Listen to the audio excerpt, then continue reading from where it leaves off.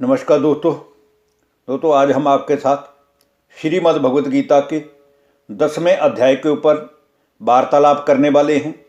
इस 10वें अध्याय में भगवान ने अर्जुन को अपने दिव्य अलौकिक अजन्मय प्रभाव के बारे में बात की है कि कैसे मेरी उत्पत्ति को अर्थात संसार में अवतरित होने को ना तो देवी देवता लोग ही जानते हैं और ना ही दुनिया भर के ऋषि मुनि जन ही जानते हैं। क्योंकि मेरी उत्पत्ति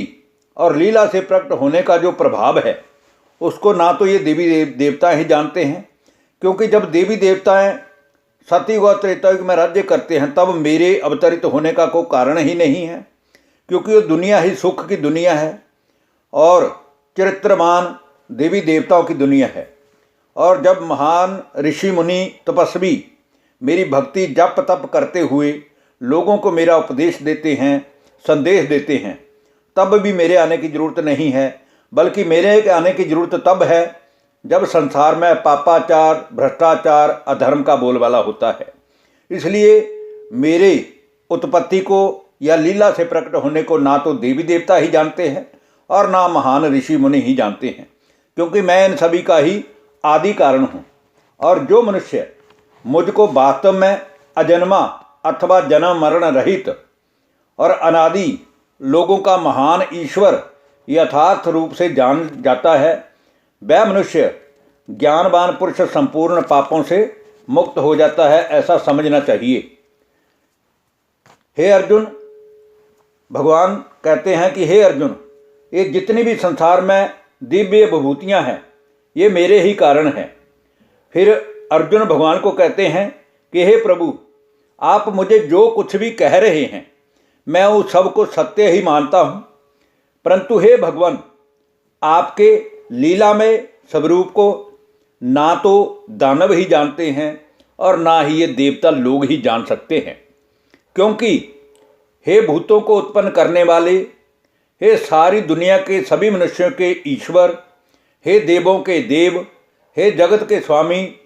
हे पुरुषों को उत्तम से उत्तम बनाने वाले पुरुषोत्तम, आप स्वयं ही अपने को अपने से जानते हैं। इसलिए आप ही अपनी उन दिव्य विभूतियों का भी संपूर्णतः से मुझे वर्णन करने में समर्थ हैं, जिन विभूतियों के द्वारा आप इन सब लोगों की पुनरावृत्ति का रहस्य जानते हैं और बताते हैं। परंतु हे योगेश्वर, मैं किस किस प्रकार से निरंतर बुद्धि द्वारा, मन द्वारा आपका ही चिंतन करता हुआ आपको जानूं, आप किन किन भावों के द्वारा मेरे से चिंतन करने योग्य हैं, मुझे कृपया करके आप इस चीज़ के बारे में बता दीजिए। इसी प्रकार भगवान कहते हैं कि हे अर्जुन, ये सृष्टि के आदि मध्य अंत का भी ज्ञान देने वाला मैं ही हूँ, और जितनी भी संसार भर में विद्याएँ हैं, इन विद्याओं में जो अध्यात्म विद्या है और परस्पर वाद विवाद करने वाला जो ज्ञान है, उस ज्ञान का भी वास्तव में आदि कारण मैं ही हूँ। क्योंकि संसार में जब मनुष्य चारों ओर से दुखी अशांत हो जाता है तब वो भगवान की ही शरण में आता है। इसलिए हे परम तपस्वी अर्जुन, मेरी उन दिव्य विभूतियों का कोई अंत नहीं है। मैंने अपनी विभूतियों का ये विस्तार तेरे लिए केवल थोड़े से सार रूप शब्दों में ही कहा है। और जो भी विभूति युक्त अथवा ऐश्वर्य से संपन्न शक्तिशाली संसार भर में कोई वस्तु दिखती है, कोई वैभव दिखता है, कोई व्यक्ति दिखता है या कोई तेजधारी मनुष्य है,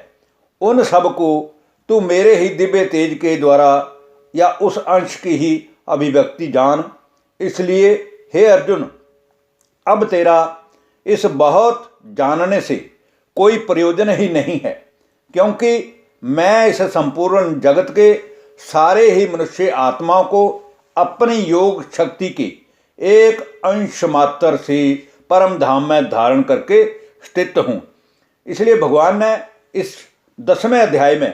अर्जुन को मुख्यतः यही बताया है कि इस संसार में जितने भी देवी देवता हुए हैं या मनुष्य नर नारी हैं या इसके अलावा ऋषि मुनि तपस्वी गण हैं, जो कि भगवान को भक्ति जप तप तपस्या के द्वारा याद करते हैं, उनको पाने की इच्छा करते हैं, तो भगवान ने बताया कि मेरी लीला या मेरे अजन्मा होने के बारे में वास्तव में संपूर्ण ज्ञान मैं ही दे सकता हूँ। इसलिए हे अर्जुन, तुझे बहुत कुछ जानने की इच्छा नहीं करनी चाहिए,